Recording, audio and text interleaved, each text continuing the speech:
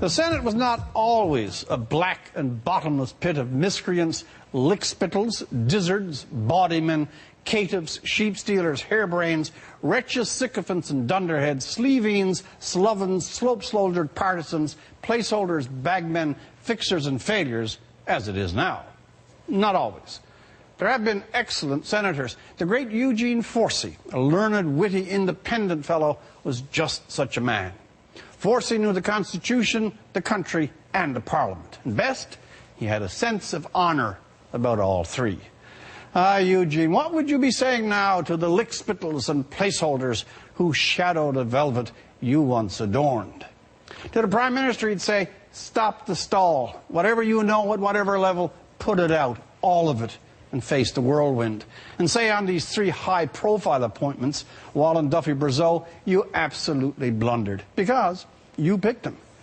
And on the Nigel Wright running interference, if, as you say, you had no idea, demonstrate some magnitude of shock that your own Chief of Staffs could have been so radically wrong.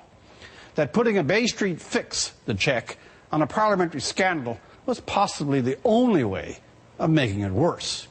Mr. Prime Minister, don't offer a hiccup of a statement and jet to Peru.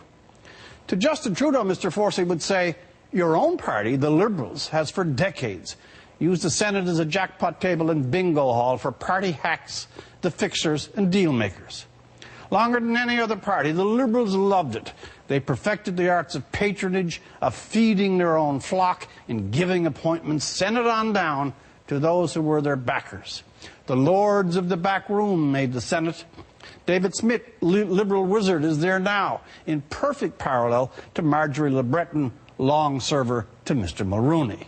So, Justin, trim to righteousness. If the Senate is a black pit, your party did a lot of the early shovel work. To the NDP, the absence of temptation is not the same as not giving into it.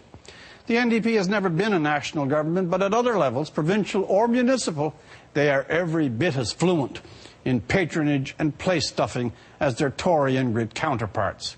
To these senators currently at the center of this mess, all four of them, at the very least, step aside for now, refuse the salary till real inquiry takes place. Self-honor counts. You're hurting your colleagues and the Senate. Mr. Forsey would be wounded by your feeble pulses of integrity and your blistering demonstrations of entitlement. The Senate is not a party bucket, but that's what you've made it. Yes, there are senators who have played by the rules and done good things, types like Michael Kirby, Colin Kenny, who at least speaks out, and lately Nancy Green for her example. And finally, here's the difference between the Duffys and the Forseys. Forsey sought what he could bring to the Senate, not what the Senate could bring to him. For the National, I'm Rex Murphy.